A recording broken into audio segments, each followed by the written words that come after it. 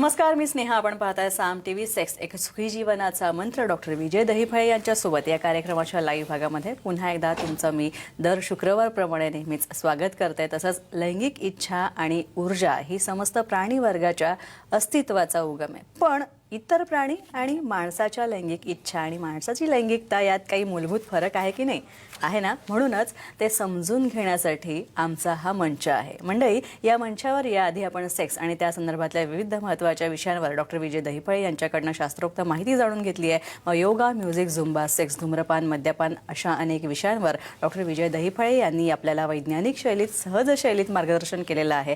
आज सुद्धा महत्त्वाच्या विषयावर आपण त्यांचं मार्गदर्शन घेणार आहोत. मात्र त्याआधी त्यांच्याबद्दल जाणून घेऊयात एका छोट्याशा व्हिडिओच्या माध्यमातून.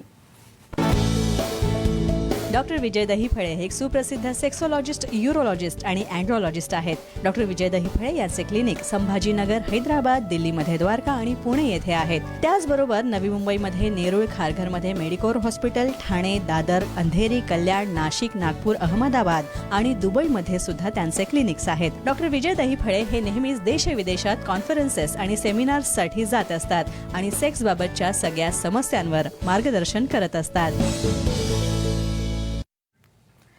तर वयाची 50शी गाठल्यानंतर कसं असावं आपलं सेक्स लाईफ या संदर्भात डॉक्टर आपल्याला मार्गदर्शन करणार आहेत. त्याचं स्वागत करूया. ते आपल्या स्टुडिओत आले. डॉक्टर, स्वागत तुमचं. नमस्कार. प्रेक्षक हो, महिलांमध्ये अनेकदा सेक्सबाबत भीती असते. लैंगिक शिक्षणाच्या अभावामुळे सुद्धा शारीरिक संबंध ठेवण्यासाठी अनेक महिला कचरतात, लाजतात. महिलांमध्ये सेक्सची इच्छा कमी असल्यास त्याचा नातेसंबंधांवर परिणाम होऊ शकतो आणि पुढे जाऊन संसार सुद्धा मोडू शकतो. बरं का, महिलांमध्ये कामवासनेचा अभाव हे नाते तुटण्यासही कारण ठरतं. ही एक समस्या आहे ज्याला फिमेल परफॉर्मन्स एन्झायटी किंवा वजायनल स्पाझम असं म्हणतात. अशीच एक समस्या एका मुलीची होती. त्यात 19व्या वर्षी, तिच्या वयाच्या 19व्या वर्षीच तिचं लग्न झालं होतं. ही तरुणी, तिचे पालक आणि तिचा पती तसंच त्याचेही पालक म्हणजे या तरुणीच्या सासरकडची मंडळी हे सगळे मिळून डॉक्टर विजय दहिफळे यांच्या सरांच्या नाशिकच्या ओपीडीला आले होते. मुलीचे पालक सरांना विनंती करू लागले की माझ्या मुलीचा संसार वाचवा. सरांनी नातेवाईकांना बाहेर थांबवत जोडप्याशी आणि त्यांच्या पालकांशी संवाद सुरू केला. तर मुलगा म्हणाला की मी तर सुज्ञ आहे, मला कुठल्याही प्रकारची लैंगिक समस्या नाही आहे, पण मुलीला सेक्समध्ये इंटरेस्ट नाही आहे, रस नाही आहे. तिची योनी त्यात लहान आहे आणि सेक्स करताना त्यामुळे या मुलाला असंख्य अडचणी येत आहेत अशी त्याची तक्रार होती. तसंच मुलीकडे लैंगिक शिक्षण नाही आहे हे जरा त्या मुलीकडे बघूनच डॉक्टरांना कळलं होतं. लैंगिक शिक्षणाचा अभाव आहे, काहीशी जी आहे अडचण आहे या मुलीच्या माध्यमातून त्या मुलीला बघून त्यांना कळलं होतं. आणि तिला सुद्धा या मुलाविषयी काही विचारलं की बाबा तुला मुलात काही लैंगिक समस्या दिसते का, तर तेही त्या मुलीला काही डॉक्टरांना सांगता येईना. आता एका डॉक्टरने 3-4 महिन्यांपूर्वीच तिचा योनी मार्ग मोठी करण्यासाठीची सर्जरी, शस्त्रक्रिया सुद्धा केली होती आणि तेही अगदी एका दिवसात. आश्चर्य आहे की नाही?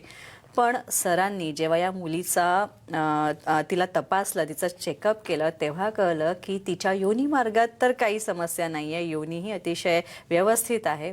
पण सेक्स दरम्यानच्या ज्या वेदना असतात त्या होणाऱ्या वेदनांची अनुभूती तिला नकोशी होती आणि त्या वेदनांच्या भीतीपोटी ती सेक्सच्या दरम्यान अंग चोरत होती. आता डॉक्टरांनी या जोडप्याला व्यवस्थित विश्वासात घेऊन त्या दोघांचंही समुपदेशन केलं. लैंगिक शिक्षणाचं महत्त्व काय ते समजून सांगितलं. तसंच या जोडप्याचं आणि त्यांच्या नातेवाईकांचं सुद्धा समुपदेशन केलं, कन्सल्टेशन केलं. आणि या मुलीला सगळ्यात महत्त्वाचं म्हणजे फिमेल परफॉर्मन्स एन्झायटीची तिची जी समस्या होती त्याविषयी तिला योग्य ते उपचार दिले. आता हे जोडपं सुद्धा सुखी आहे. या जोडप्याने आणि त्यांच्या सगळ्या नातेवाईकांनी, विशेषतः या मुलीच्या आईवडिलांनी डॉक्टरांचे आभार मानलेत. डॉक्टर, बऱ्याचदा असं होतं, बऱ्याच महिलांमध्ये ही समस्या असते की सेक्स हा शब्द काढल्यावरच त्यांना भीती वाटते. आता विचार करा, 19 वर्षाची मुलगी आहे, काय माहीत असणार आहे तिला. पूर्ण निरागस चेहरा होता तिचा. आणि एक थोडीशी आणखी ॲडिशनल हिस्ट्री सांगतो. मुलाला विचारलं एवढा कॉन्फिडन्स कसं काय, तुला काहीच प्रॉब्लेम नाही, तर मला सांगतो मी ट्रायलला जाऊन त्या मुलीसमोरच सांगतोय. तरी सुद्धा त्या मुलीला काही समजत नाही. तुम्ही विचार करा, सेक्स एज्युकेशन अवेअरनेस FT किती महत्त्वाची आहे तर या ठिकाणी आपण सांगूया. हे बघा, ॲटलिस्ट 10-11 पालक जसे लग्न जमवायला सगळे जातात की नाही, त्याच पद्धतीने तेवढ्या जोमाने ते त्या ठिकाणी ब्रेक करायला देखील येतात. पण त्याबद्दल विचार करा, किती महत्त्वाची गोष्ट. मी सर्वांना सांगतो जे कोणी शो पाहत आहेत, ज्यावेळेस एखाद्याला सेक्शुअल समस्या असेल, मेलला देखील असते, फिमेलला देखील असते, हे लक्षात ठेवा. जर त्यातलं नॉलेज असेल, जर त्यामध्ये तुम्हाला जास्त माहिती असेल तर ट्रीटमेंट द्या, नाही तर देऊ नका. कारण यामुळे एखाद्याचं आयुष्य उद्ध्वस्त, म्हणजे 2 फॅमिली उद्ध्वस्त होतात. त्या ठिकाणी परफॉर्मन्स अँझायटी म्हणजे भीती असते मनामध्ये. आणि हे 18व्या वर्षात काय करणार आहे, म्हणजे त्याची माहिती नाही तुम्हाला, ॲक्ट म्हणजे काय माहीत नाही, लग्न कशासाठी करतात माहीत नाही. आणि त्या ठिकाणी ह्या निरागस मुलीला काही समजत नव्हतं, ती स्पाझममध्ये चालली होती. आणि या सिम्पल डायग्नोसिसनी ट्रीटमेंट दिल्यानंतर ते आता ओके होईल. कशाची सर्जरी आणि कशाची काय गरज, पण नॉलेज नसेल तर अतिशय महत्त्वाचं आहे. मी सांगतो सर्वांना, या ठिकाणी इतके हे महत्त्वाचे गहन प्रॉब्लेम आहेत, ज्या ठिकाणी 2 फॅमिली संपायची वेळ येते. आजच्या डिस्कशनमध्ये आपण हे विस्तृतपणे पाहूया. नक्कीच. आणि म्हणूनच तुमच्याही काही लैंगिक समस्या असतील तर त्या मान्य करा. किंबहुना मी तर इतकं म्हणेन की तुम्हाला जर लैंगिक शिक्षणाचा अभाव असेल किंवा तुम्हाला कसं घ्यायचं हा प्रश्न जो आहे तुमच्या मनात असेल तर तुम्ही खरंच तज्ज्ञांशी खरं तर ही भेटण्याची वेळ आहे. आणि त्यामुळे तुम्ही सुद्धा डॉक्टर विजय दहिफळे यांना भेटू शकता, त्यांचं समुपदेशन घेऊ शकता, त्यांच्याशी मनमोकळेपणाने कुठल्याही प्रकारच्या सेक्शुअल रिलेशनविषयी, सेक्शुअल प्रॉब्लेमविषयी तुम्ही बोलू शकता. सर अतिशय दिलखुलास तुमच्या सगळ्या लैंगिक समस्यांची उत्तरं देतील, प्रश्नांचं समाधान करतील, निराकरण करतील शंकांचं. सरांची जी महाराष्ट्रभरातली वेगवेगळ्या ठिकाणची क्लिनिक आहेत, मग संभाजीनगर, पुणे, नेरूळ, दादर, ठाणे, कल्याण, नाशिक, नागपूर, नवी मुंबईमध्ये खारघरमध्ये मेडिकॉर हॉस्पिटलमध्ये सर असतात, तिथे सुद्धा तुम्ही जाऊ शकता. अनेक जण इथे नियमाने येतात आणि तुम्ही सुद्धा असंच करू शकता, तुमच्या शंकांचं निरसन करून घेऊ शकता. तसंच त्यांची वेबसाईट सुद्धा आहे. इथे गेल्यावर तुम्हाला अपॉइंटमेंटचं बटन दिसेल, ते तुम्ही क्लिक केलं तर तुम्हाला सरांची अपॉइंटमेंट जी आहे ती घेता येईल. आणि अशा प्रकारे अतिशय सोपं आहे की नाही बघा, फक्त एक बटन आहे अपॉइंटमेंटचं, ते क्लिक करायचं आणि सरांची अपॉइंटमेंट घ्यायची. आणि आत्ता जर तुमच्या मनात काही प्रश्न असतील, शंका असतील तर तुम्ही सरांना विचारू शकता. आणि त्यासाठी आमचा स्टुडिओ क्रमांक आहे 022-693-0244. चला तर मग आता विषयाकडे वळूया, पण त्याआधी एक फोन आलेला आहे. संगीता यांचा फोन घेऊया. संगीताजी, स्वागत आहे तुमचं, प्रश्न विचारा. सर नमस्कार. नमस्कार जी, बोला. सर मी समाजात असं स्त्रियांनाच तिच्या कौमार्याविषयी विचारलं जातं किंवा काही म्हणजे तिच्या काही टेस्ट आहेत का हे पण विचारलं जातं. तसंच पुरुषांसाठी पण काही टेस्ट असतात कसं, त्याबद्दल सांगा. म्हणजे एक मला माहिती असं म्हणून विचारते. बरं, नक्कीच. सुंदर प्रश्न आहे, प्रॅक्टिकल आहे ना. म्हणजे प्रत्येकानं ते, म्हणजे मुलगी पाहायला गेल्यानंतर समोर बसायचं, मग तुझं काय येतं, तू स्वयंपाक येतो का, संगीत येतं का, आणि मग बाकी पुरुषाला काय विचार. शेवटचा प्रश्न हळूच दोघांना बाजूला नेला ना, म्हणजे कौमार्य तुझं मेंटेन आहे का. मी काही ओपडीतले प्रसंग सांगतो तुम्हाला. एक समोर म्हणजे आलं जोडपं, त्या ठिकाणी माझं लग्न जमलेलं आहे आता म्हणे. आणि सर मी काय प्रॉब्लेम सांगा ना तुम्ही. नाही तुम्ही ते बिंदास बोला, एकदम बिंदास बोला. पण काय बिंदास बोला सर. म्हणे माझ्या जी आता कोण फियांसी आहे, जिचं लग्न होणार आहे ना, तर तिचं कौमार्य टेस्ट करायचं म्हणे आपल्याला. मग मी दुसरा प्रश्न त्याला विचारला, भाऊ समजा ती उद्या माझ्याकडे आली, बरोबर आहे, हाच प्रश्न जर मला विचारला की तुझं टेस्ट करायचं, तर मग काय करायचं. सर्वात महत्त्वाची गोष्ट सांगतो, आपल्या कल्चरल फ्रेमच्या मर्यादेत राहून त्या ठिकाणी महत्त्वाची गोष्ट दोघांचं मनोमिलन होणं, दोघांचा एकमेकावर विश्वास असणं. आणि सद्य परिस्थितीमध्ये जुन्या गोष्टी ज्या आहेत त्याला काही आपण फार काही माहिती घेऊन त्याचा उपयोग नसतो. तर इथून पुढं कसं चांगल्या पद्धतीने जगता येईल पाहणं आवश्यक असतं. बऱ्याचदा मी असं म्हणेन, अशा प्रकारच्या कौमार्याच्या नादात जाऊन तुम्ही स्वतःचं पर्सनल लाईफ तुम्ही अफेक्ट करू नका. बऱ्याचदा मी सांगेन, अशी कुठल्याही प्रकारची टेस्ट त्याला नसते. आणि सर्वात महत्त्वाचं, काही जणांना 50% फिमेलमध्ये ते हिमेन बनलेलंच नसतं, मग त्याचा दोष कोणाला द्यायचा. आणि दुसरं महत्त्वाचं, मेल्समध्ये बऱ्याचदा मास्टरबेशनमुळे, हस्तमिथूनमुळे त्या ठिकाणी स्किन ही बऱ्याचदा ग्लान्सपासून डिटॅच झालेली असते. बऱ्याचदा स्त्रिया देखील आता खूप ॲक्टिव्ह झालेल्या आहेत, गेम्स आहेत, बऱ्याचदा वेगवेगळे समजा त्यांच्या नोकरी आहे, धावपळ आहे, त्यात ते हिमेन रप्चर होतं. मग विचार करा, एक महत्त्वाची गोष्ट, अशा कौमार्यावरनं तुमचं लाईफ अफेक्ट करण्यापेक्षा स्वतः दोघं आनंदित राहणं, एकमेकाला समजून घेणं आणि आजपासून पुढचं आयुष्य चांगलं जगणं, हा महत्त्वाचा संदेश आपल्या सर्व दर्शकांना मी देऊ इच्छितो. एक फोन आलेला आहे. घेऊया. आणखी एक बंडोपंतजी आहेत परळी वैजनाथ इथून, त्यांचा कॉल घेऊया. घेऊया. बंडोपंतजी, विचारा प्रश्न. नमस्कार मॅडम. नमस्कार. सर नमस्कार म्हणलं. नमस्कार जी, नमस्कार. दोघांचाही नमस्कार तुम्हाला. बोला. सर मी 15 दिवसानं फोन लावायला आमचा काही नंबरच लागला. बरं, जाऊ दे, आज लागला तर तुमचा लावा. बोला. सर एक उत्तर विचारायचं होतं. बोला. लिंग असते का? लिंगच जाणवून आहे जागेवर, लिंग नसल्याने वाटायला. म्हणजे एकदम बारीक होऊन गेलं. बरोबर आहे. हा. बरं, लग्न झालं का तुमचं? नाही ना सर, माग तवाच ऑपरेशन नाही का झालेलं. बरं, ठीक आहे. मग आता एक काम करा. हे बघा, आपण प्रश्न देतोय तुम्हाला, मी समाधान देतोय. पुढची थेरपी त्याला आता जाणवण्यासाठी पी शॉट थेरपी आहे, व्हॅक्यूम थेरपी आहे, बरेचदा गरज पडलं तर इम्प्लांट देखील आहे. थोडक्यात तुम्हाला सांगतो मी. बोलण्यात ना बघा किती भीती आहे. म्हणजे लग्न म्हणल्यानंतर जसा उत्साह व्हायचा ना पहिले, आता लग्न म्हणलं की पळून जातात. काय रिझन असेल? हे बघा, या ठिकाणी जे काही गोष्टी असतील, हे बघा, प्री ऑक्युपाईड मेमोरीज, म्हणजे तुमच्या जुन्या काळामध्ये झालेल्या काही घटना, त्याचबरोबर त्या ठिकाणी तुम्हाला काही कारणामुळे ऑपरेशन झालं दुसरं, त्यामुळे माझं लिंगच कामातून गेलं, मग ते कामच करणार नाही का? आणि मला ते कालची गंमत सांगतो. एक USA वरनं फोन होता. सर म्हणे, लग्न झाल्यानंतर संबंध करणं हे कंपल्सरी असतं का म्हणे? मी नाही केलं तर हरकत नाही. आता म्हणजे मी आता ते कौमार्याबद्दल बोलताना म्हणजे कुठल्या भागाचं पाहायचं? म्हणजे महत्वाची गोष्ट हे बघा, तुम्ही कौमार्य कुठल्या स्टेजला आलेले आहेत तुम्ही. म्हणजे सध्या एक तुम्हाला सांगतो, ऍक्ट करणं म्हणजे हेच काही तुमचं काही ध्येय आणि एम आहे का? तो तुमच्या क्रियेतला एक शेवटचा भाग आहे. तर त्या ह्या गोष्टीमध्ये जाऊ नका.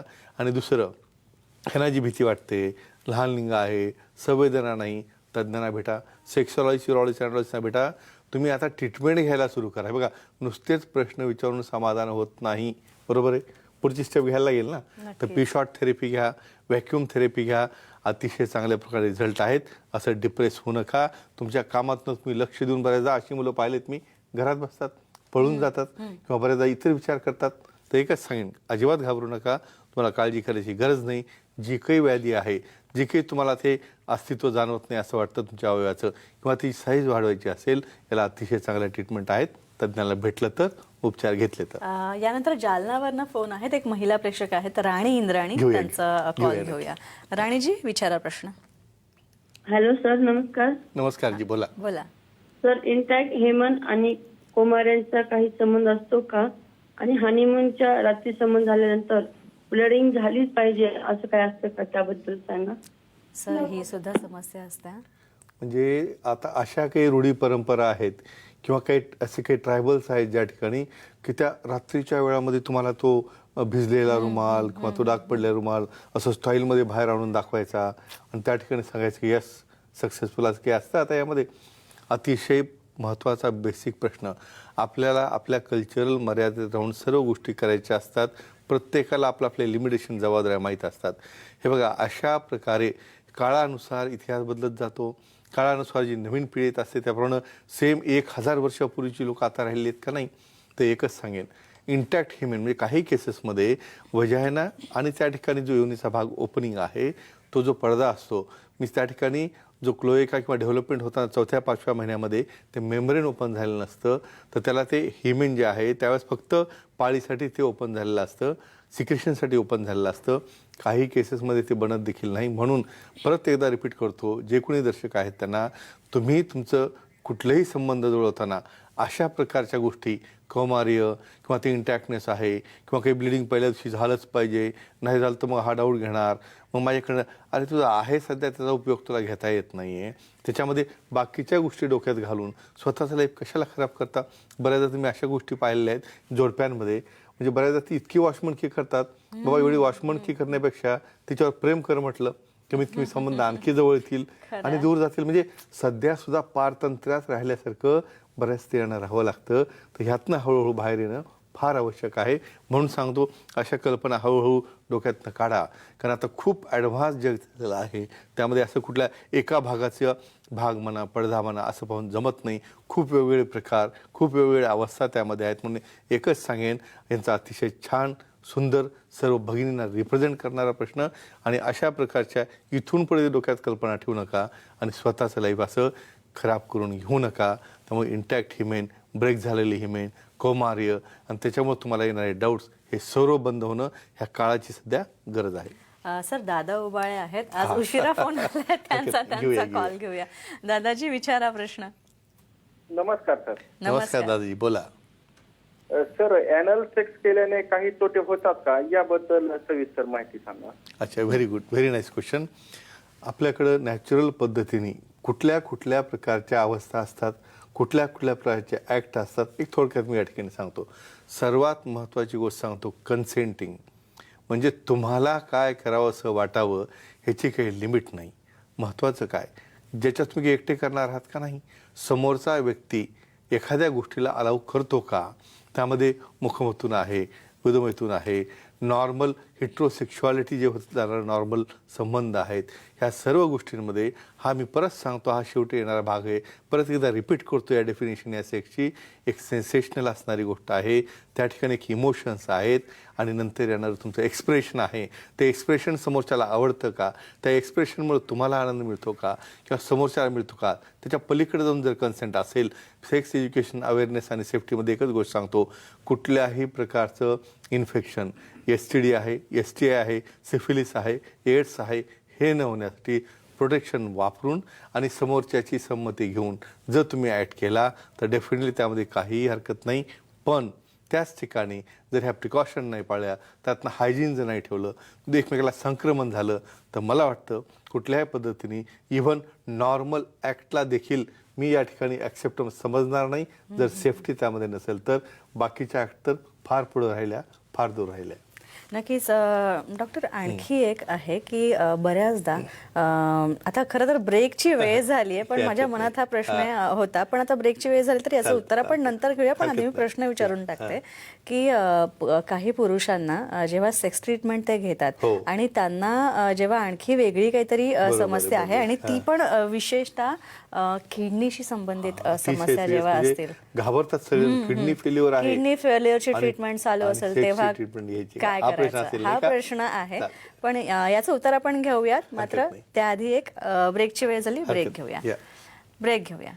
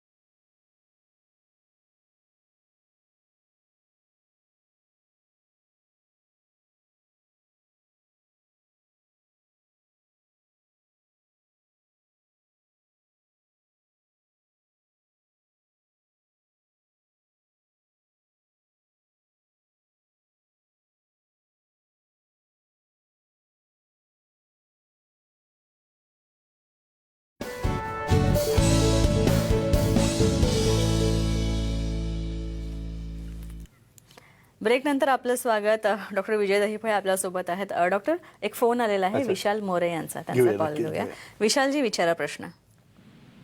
नमस्कार डॉक्टर साहेब. नमस्कार जी, बोला. सर ऍक्च्युअली माझा प्रॉब्लेम असा आहे की आपलं जे पेनिस राहतं, हा, पेनिसच्या समोरच्या टोकाला केस येत आहे सर. अच्छा, म्हणजे वरची जी फोर स्किन आहे त्याला, बरोबर आहे. हो हो हो ठीक आहे, ठीक आहे. वय काय आता तुमचं? सर 22 वय. बरं, अच्छा. मग आता तुम्ही सध्या काय करताय, काय एज्युकेशन चालू आहे तुमचं? सर मी MSc करतोय सर. बरं, मग सध्या जे त्या ठिकाणी केस आहेत त्याला काय ट्रीटमेंट दिली तुम्ही? आता काय करता सध्या? सर ट्रीटमेंट तर काय केलं नाही सर आता सध्या. बरं, ठीक आहे. पण तुम्हाला त्याची काळजी वाटते बाबा लग्नानंतर, त्यामुळे काय होईल काय नाही, बरोबर आहे. हो हो हो ठीक आहे, ठीक आहे. सांगूया तुम्हाला.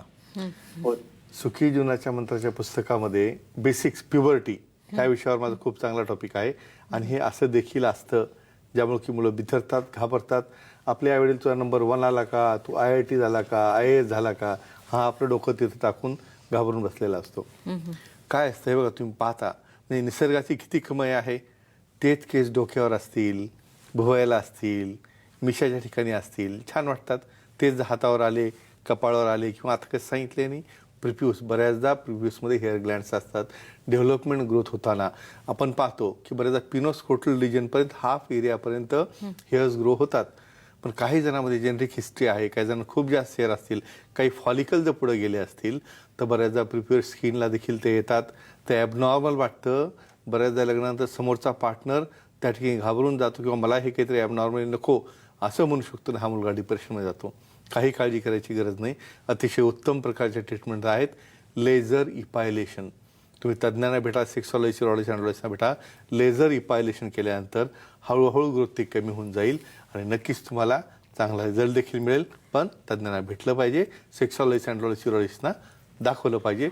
नक्कीच तुम्हाला काही काळजी करायची गरज नाही. डॉक्टर, आता माझ्या प्रश्नाचं उत्तर. किडनी अच्छा. फेल्युअरची ट्रीटमेंट सुरू असेल आणि त्याचबरोबर सेक्स ट्रीटमेंट घेताना काय काळजी? म्हणजे खूप जण तर म्हणतात किडनी फेल्युअर झालं, नवीन टाकली, बसा एका ठिकाणी जागेवर, काय कशाला पाहिजे तुला काय? आता एक साधं उदाहरण सांगतो.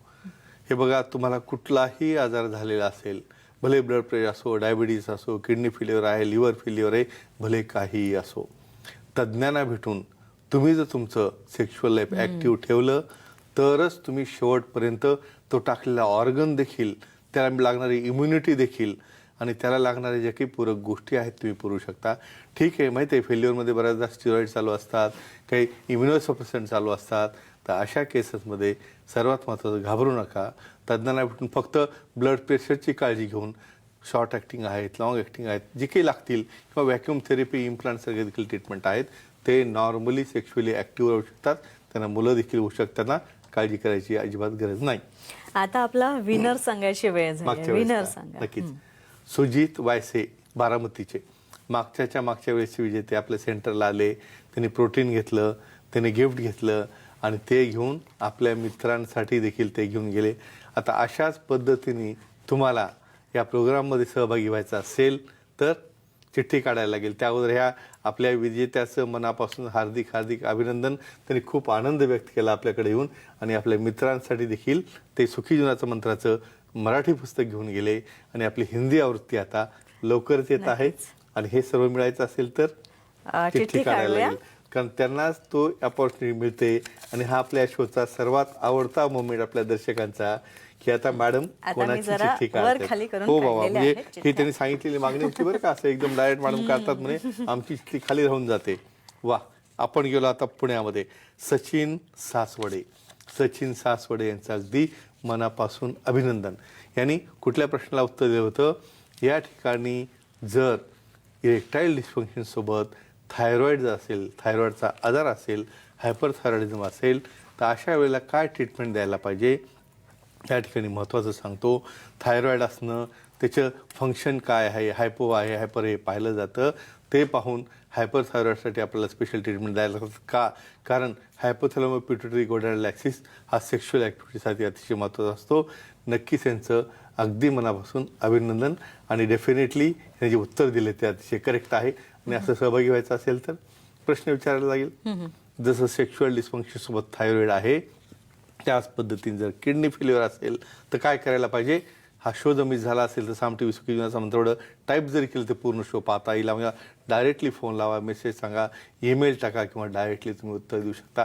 या ठिकाणी चित्रफितीमध्ये तुम्ही काही महत्त्वाचे पिक्स पाहताय. गेल्या संडेला एक महत्त्वाचे इव्हेंट आमचे मित्र त्या ठिकाणी तांदळे साहेब आणि सानप साहेब यांचं खोपोली येथे फंक्शन झालं होतं. त्या ठिकाणी आमची सर्व गावकरी मंडळी, त्याचबरोबर सर्व वेगवेगळ्या भागातून आलेली आमची मित्रमंडळी एकत्र आली. एक प्रकारचे छान असं गेट टुगेदर झालं आणि या गेट टुगेदरमध्ये सर्व प्रकारच्या विभागातील शिक्षण क्षेत्र आहे, त्याचबरोबर ॲडमिनिस्ट्रेशन क्षेत्र आहे, हे नक्कीच. सर्व मित्र त्या ठिकाणी आले होते. आणि सर्वात महत्त्वाचं विशेष सांगतो, त्या ठिकाणी ॲक्ट्रेस वैष्णवी आंधळे स्पेशली फेमिना मिस इंडियाच्या त्या 19च्या त्या विजेत्या होत्या. त्याचबरोबर फुलराणीसारखा चित्रपट आहे त्यामध्ये देखील त्याने काम केलेलं. वेगवेगळ्या हिंदी वेबसिरीज असतात यामध्ये देखील त्यांनी अति सुंदर काम केलेलं. आणि मी तर एका दृष्टीनं म्हणेल की पुढे येणाऱ्या भावी आयुष्यामध्ये त्यांना देखील अतिशय चांगला त्या ठिकाणी स्कोप मिळावा. जे प्रकारचं कौशल्य आहे त्यामधील त्यांना यश मिळावं. तर अशा पद्धतीने अतिशय चांगल्या मनोमिलनाने हा प्रोग्राम पार पडला. आणि सर्वात महत्त्वाचं सांगतो की या ठिकाणी देखील एक फीडबॅक घेतला मी आपल्या शोचा. तुम्हाला महत्त्वाचं सांगतो वा. की महत्त्वाचं म्हणजे 80% लोक 11 वाजताचा हा सुखी जीवनाचा मंत्र चुकता असो, पाहतात. न चुकता पाहतात आणि तुम्हालाही तेवढंच ॲप्रिशिएट करतात. नक्कीच. आणि भगिनींनी सांगितलं की स्नेहा मॅडमला जाऊन सांगा की आमच्यासाठी एखादा लाईव्ह प्रोग्राम ठेवा ज्या ठिकाणी आम्हाला इंटरॅक्टिव्ह सेशन त्या ठिकाणी घेता येईल. नक्कीच बाकी आपण या तुमच्याकडे. सगळ्याचा विचार करू नक्कीच. डॉक्टर. मीही माझ्या वरिष्ठांपर्यंत हा सगळा हा. संदेश जो दिलेला आहे तो अभिप्राय आहे नक्कीच महत्त्वाचा. पोहोचवेन. नक्की. पण आता वेळ झाली इथेच नक्की, थांबण्याची. नक्की. तुम्ही इथे आलात त्यासाठी खूप खूप आभार धन्यवाद. तुमचे. यानंतर प्रेक्षकांचा आता निरोप घेतोय आम्ही. तुम्ही खुश राहा, आनंदी राहा, सुखी राहा, खेळत राहा, हसत राहा. नमस्कार, शुभरात्री.